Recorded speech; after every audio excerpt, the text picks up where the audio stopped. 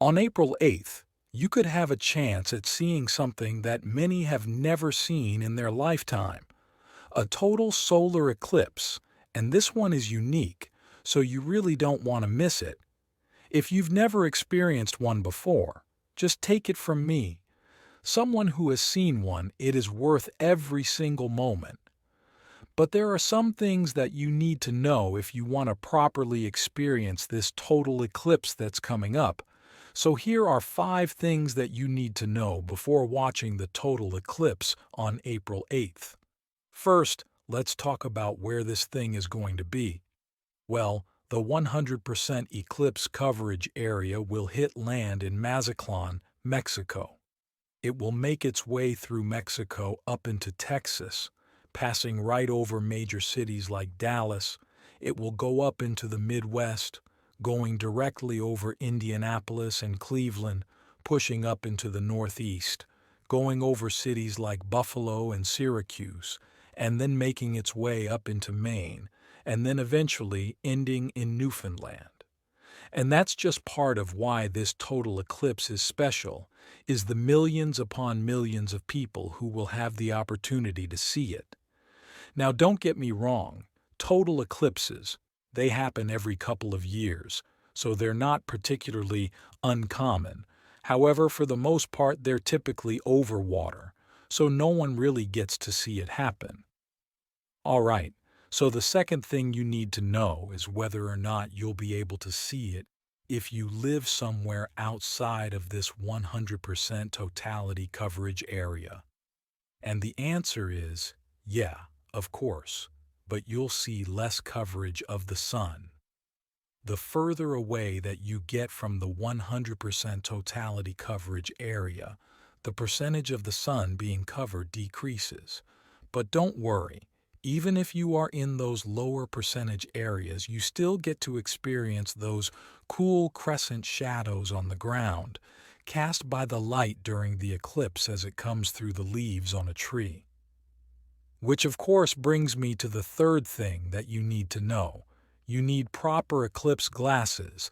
Some glasses, I don't care how dark those things are, those will not come even close to properly protecting your eyes. To make sure that you don't damage your eyes and, honestly, just to overall see the eclipse better, you need proper eclipse glasses that are CE and ISO certified. Highly recommend getting them sooner than later. They're normally pretty cheap, but they typically do sell out. Keep in mind that some local schools, libraries, and science centers will also have these available. Fourth is if you are in that path of totality, the path where the sun is completely blocked out, you will get to experience the total eclipse for over 4 minutes. This is nearly twice as long as the 2017 solar eclipse that I got to experience. But once the moon is fully in position to block out the sun, you are free to take off through protective glasses and look at the eclipse with your naked eye. Another reason why this total eclipse is special is our sun is approaching its solar maximum, a period of time where the sun is most active. So when the sun is fully eclipsed, you'll likely be treated to quite the dramatic view. You will get to observe the corona, the sun's upper atmosphere in all of its glory.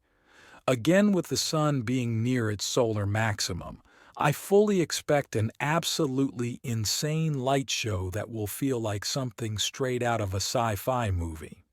However, pro tip, just look away from the eclipse about a minute before totality, take your protective glasses off, and then look around and watch how quickly the world goes from light mode to dark mode.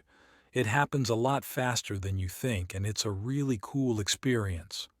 And the fifth and last thing that you need to know about the April 8th total eclipse is that it will be the last one in the contiguous United States until 2044 and 2045.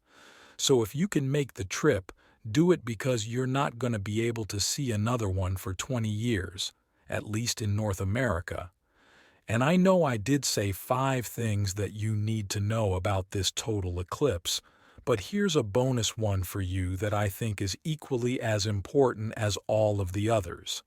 I mentioned it earlier in the video, but the sheer amount of people who have the opportunity to see this incredible stellar event is staggering.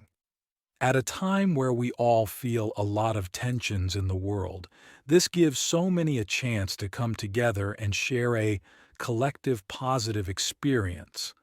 A time where we can all just be humans doing uniquely human things like coming together to watch a moon cast a huge shadow across the earth. Obviously, from a scientific standpoint, I'm really looking forward to all the experimentation that we get to do to learn more about the sun. With every eclipse, we gain just a little bit more knowledge.